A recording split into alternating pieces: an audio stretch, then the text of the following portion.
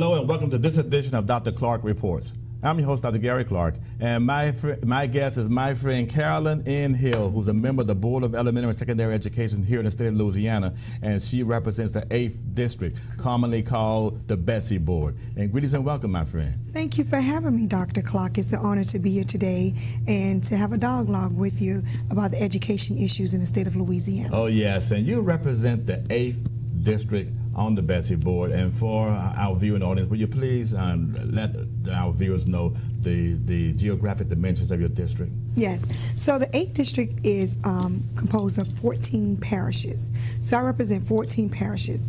I go as far south as Ascension Parish, which is like the Gonzales, Donaldsonville area.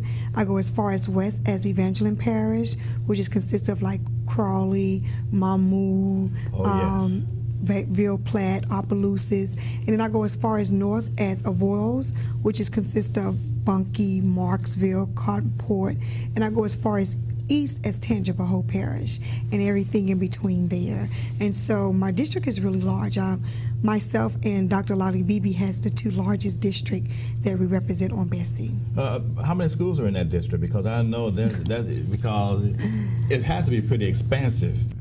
Just in one parish alone, you'll be looking at 4, 5, 6 schools. Yes. Well, I'm quite sure in my district I have over thousands of schools. I've never sat down and actually tried to figure out how many schools I have in my district, but I know it's thousands because I represent just alone in my district over 130,000 children and families. Oh wow, that's absolutely. So BESE is considered compatible to a congressional seat. Right.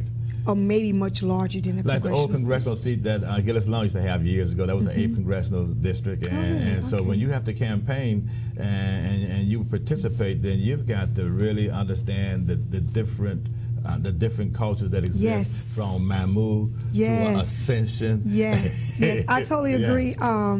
You know, when I was campaigning, which I'm up for re-election next year, however, you're totally correct. You have to understand the dynamics and the population of people you're serving.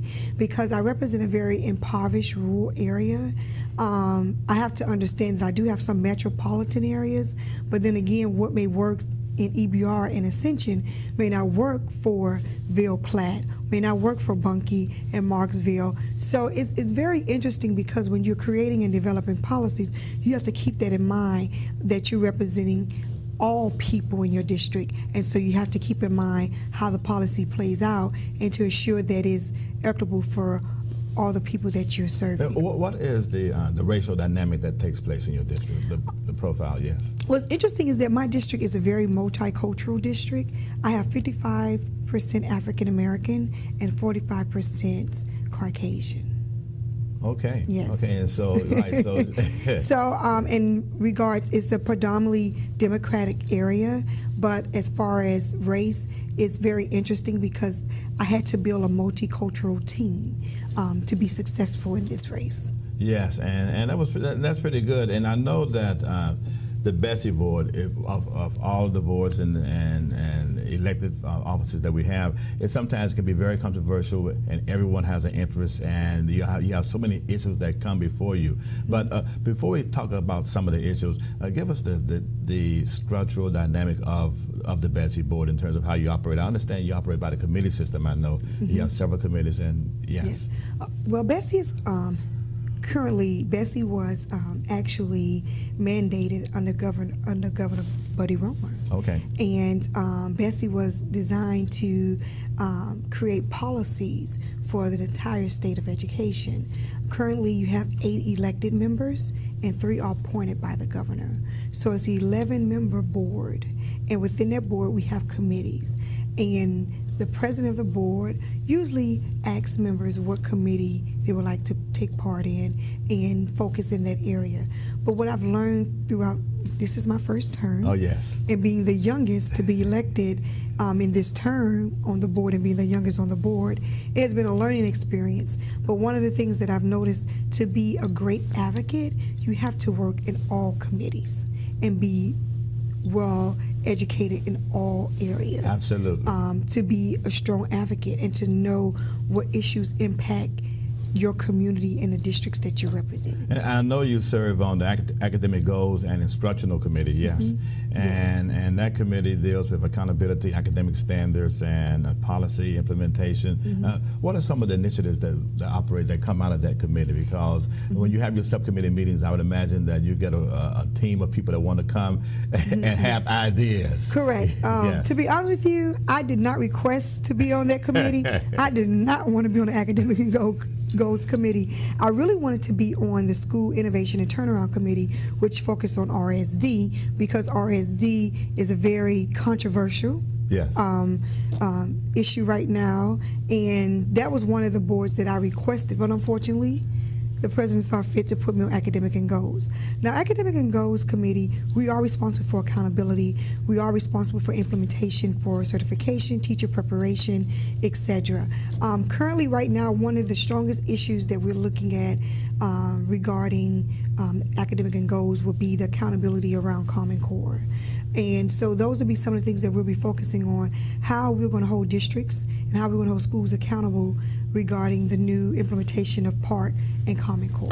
And see, these are buzzwords that you're using, and I know my viewers who are watching this and they hear Common Core, and Common Core now I know Common Core is in 44 states or so, and Washington D.C. That standard has been accepted, and yet there's been some internal debates in terms of the politicals here in the state in terms of the governor and those who say that we should be out of Common Core, we should use Common Core. Can you break down that debate for us so that we can really understand the true dynamic that's taking place? Yes. Currently, of course, Common Core has been a very hot topic in the state of Louisiana, very controversial. One would ask me, Ms. Hill, where do you stand regarding Common Core? I am not against the standards. I believe that we need more rigorous standards so our children can compete nationally and globally. But my concern with Common Core is the implementation of Common Core. We as a state did not properly implement Common Core like we should have. And so now what you're seeing is that a lot of educators, parents, and even students are struggling to understand the concept of Common Core. Common Core are a set of standards, and within those standards, we as a state have to assure that districts are implementing those standards and having curriculums that are aligned to the standards, and to assure that the assessment that we select is aligned with Common Core standards to ensure that our students are being educated properly, and in return hold our districts and schools and educators accountable. Now, my issue with Common Core is the PARC assessment. And I tell individuals all the time, what may work in Louisiana may not work in Florida. What may work in Florida may not work in California. So when we decided to go ahead and implement Common Core, we should have looked at the cultural aspect of Common Core to reach our culture here in Louisiana.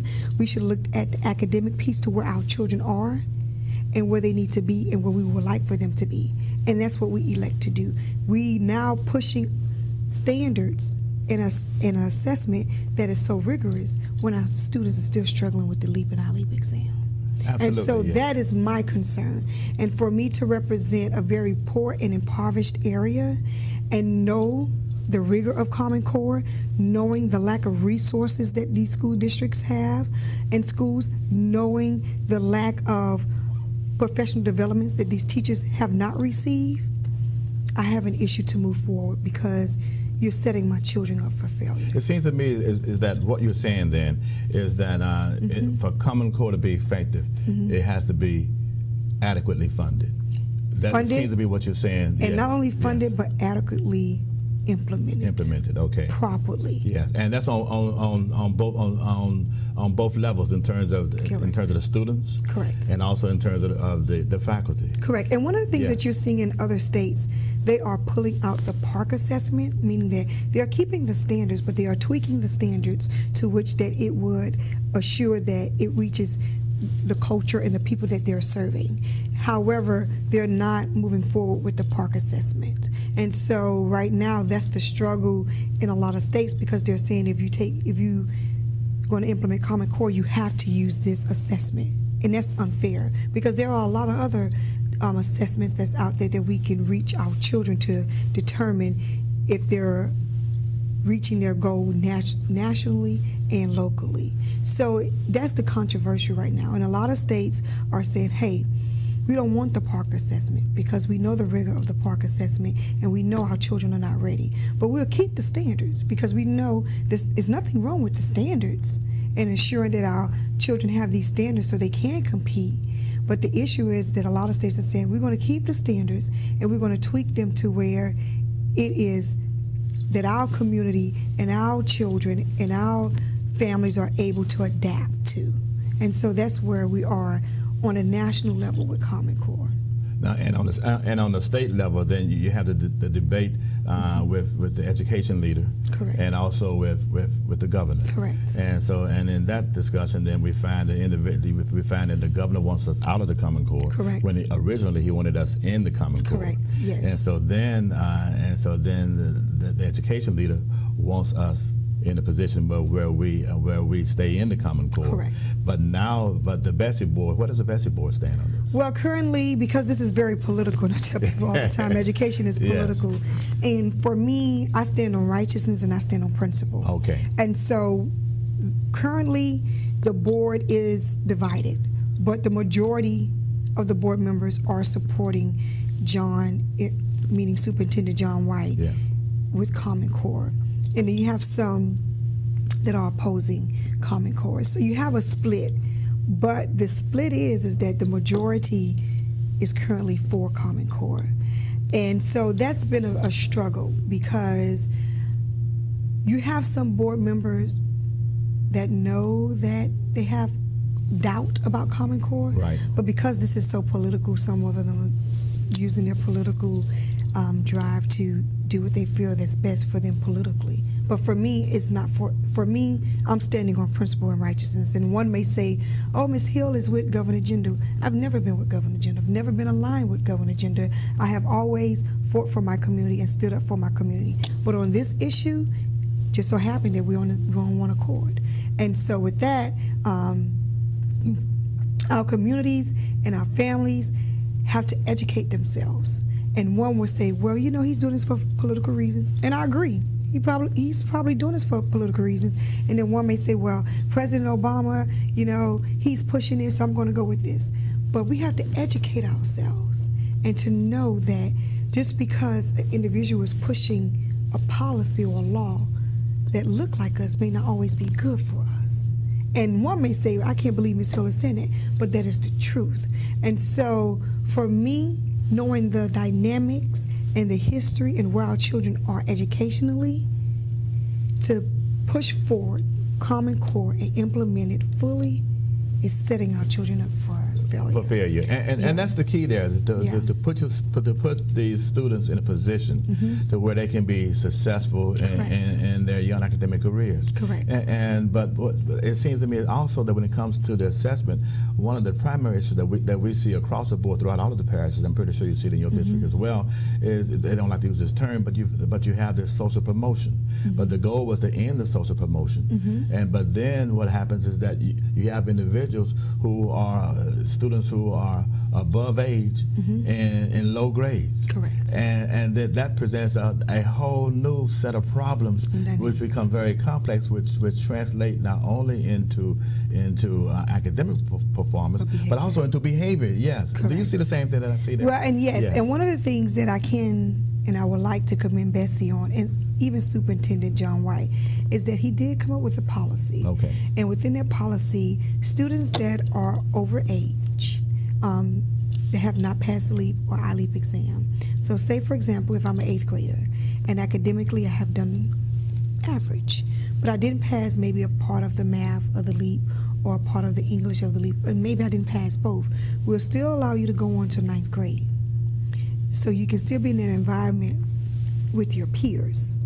And however, we will put you in remediation math or remediation English, but you will not get credit for that.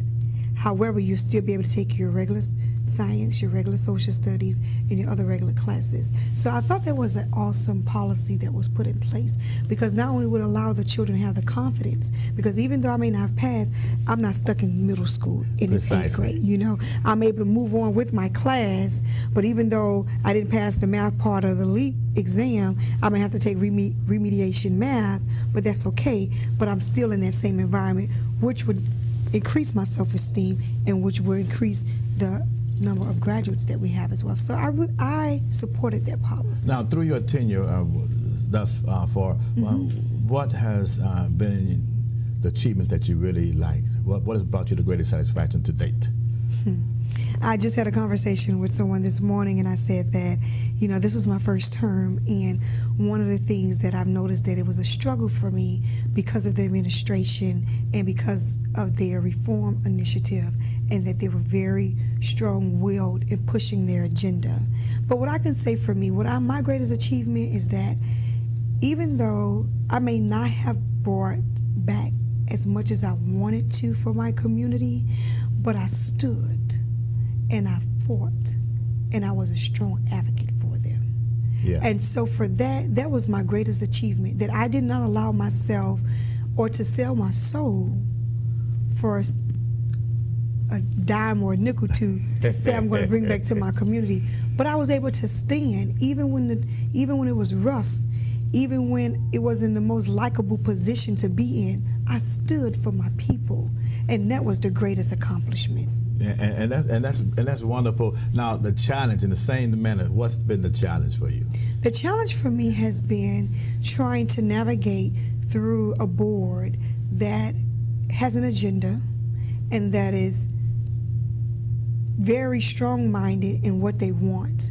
And so my challenge has been to break down those strongholds to try to get policies passed that will benefit my community. And so that has been a challenge for me. But it's okay, because if God see fit and I am reelected, I will know how to navigate, and I'll know how to put things in place and in perspective to get policy passed. But not only for my community and my district, for all children, for the state of Louisiana. Precisely, and that's wonderful. And again, I would like to remind my viewers that I'm Gary Clark, and this is my guest, my friend, Carolyn N. Hill, who is a member of the BESE board. She represents District 8. But will you please tell my viewing audience the Carolyn N. Hill story? I know you're a native of Miami, but will you tell one of the great cities in America, but will you please tell them the Carolyn Hill story? Yes. Yes. I'm originally from Miami, Florida, born and reared. And I moved to Louisiana because I wanted to attend Southern University.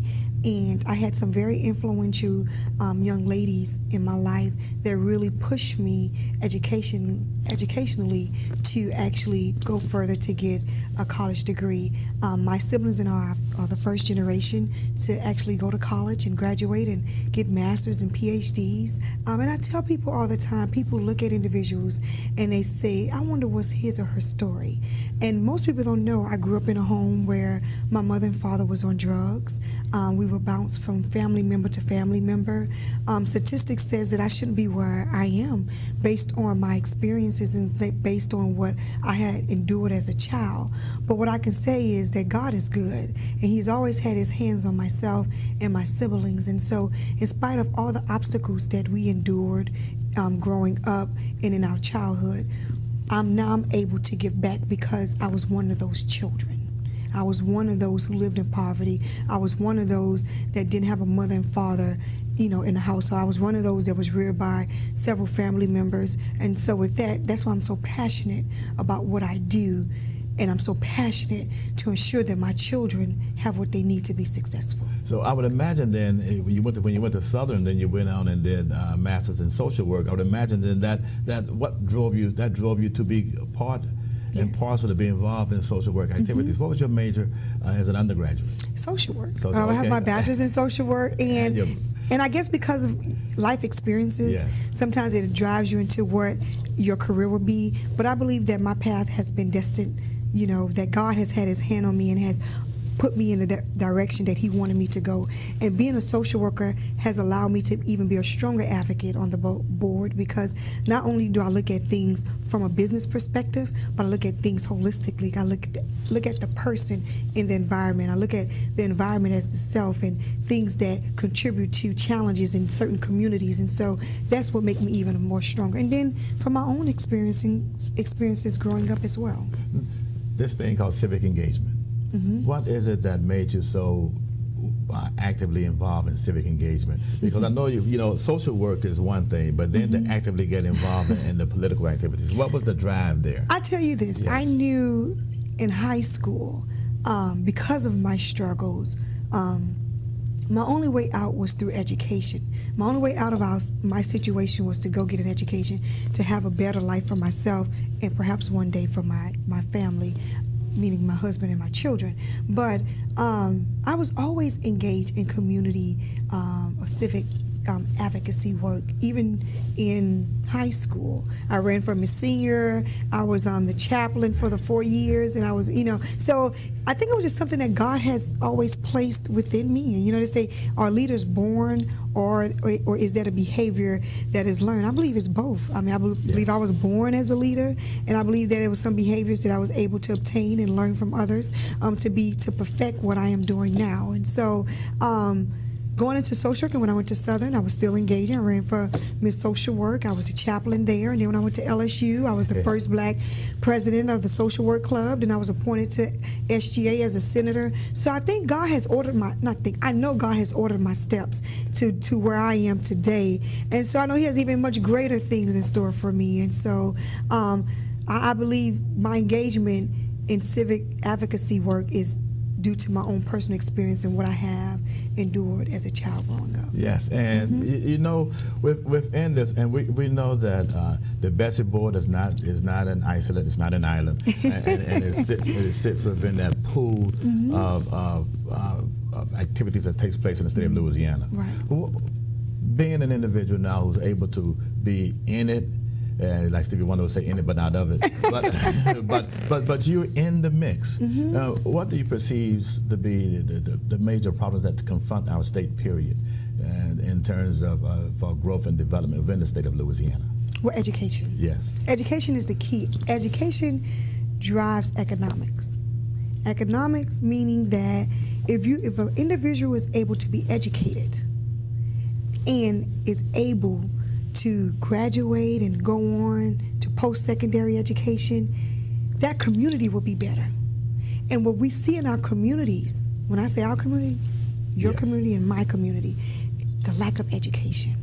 And I think if our communities, meaning our elected officials who are leaders in those communities, our councilmen and women, anyone that God has placed in leadership, if they can understand the importance of education, the importance of BESE, because the policies that BESE create and develop and implement impacts our community, which impacts the growth of our community, which impacts the economics in our community, which impacts the crime in our community, and all of it's one big vicious cycle. And so we have to understand BESE is one of the most important board or position you can be in. Most people say going to the state capitol, being a legislature, is very important, but education is the key. And BESE is the one that has the greatest amount of controversy, the greatest amount of should I say, political tension. Correct. that exists. But at the same time, we find that here's BESE, and you say you recognize education is the primary issue. But then you know that when it's time to cut, it's education first. So how do you work in conjunction with the legislature when it comes to budgetary issues? Well, currently this year, this term, I wasn't that instrumental in working with the budget committee, the appropriation committee. However, one of the things that we're finding is that as a board, we have to gain more relationship building with our legislators. Okay. That's the key. We have to gain more relationship building, and not only that, our legislators have to understand the importance of BESE and have to understand that we all have to work together, because you can see a division there. Even when I'm at the state capitol and I was advocating for some issues in one of the districts that I represent, and one of the things that you notice is that BESE on one island and the legislators on another. But we have to work collaboratively to make sure that when it comes to education, we're all in the same pot. We're all in this together. And so I think one of the things that BESE need to do, and if I'm reelected, I will plan to run for office as a BESE member, I would assure that collaboration amongst our legislators and BESE take place, because that's what we need. I'm so glad that you mentioned relationship building, because that dynamic is so important. Simply because I've seen activities take place in legislative bodies where good policy is not passed.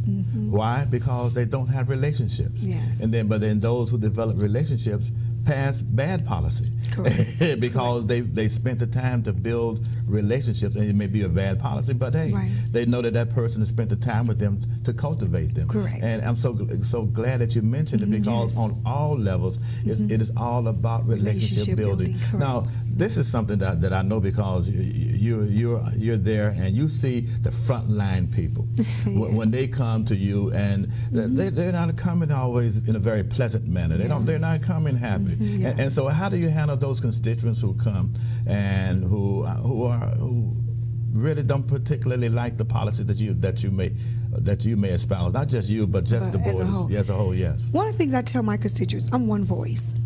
I'm one individual, and I'm one voice. But to be more effective, I need you. I need you to participate in the policy making process.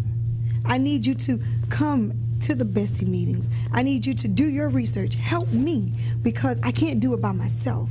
And one of the greatest things that, I study leaders, and I study those who've been successful leaders. And when you look at Dr. Martin Luther King, and you look at, some our civil rights leaders, one of the things they were able to do to be effective, they was able to engage their community, educate their community, because the most powerful thing you can do as a leader is to engage and educate your community, because in return they will understand your position and it will support you in any endeavors to ensure that you're making right policies for the people that you're serving. Now, we have about a minute and a half remaining. Please tell my viewing audience your vision for the BESE board under your tenure, and also your vision for the state itself. Well, my vision for BESE is that we are able as a board to be independent thinkers. One of the things on the board, we have a lot of interest groups that actually has a lot of influence on a lot of board members. And so as a BESE member moving forward and praying that I'm reelected, I would like God to place individuals that can be independent thinkers.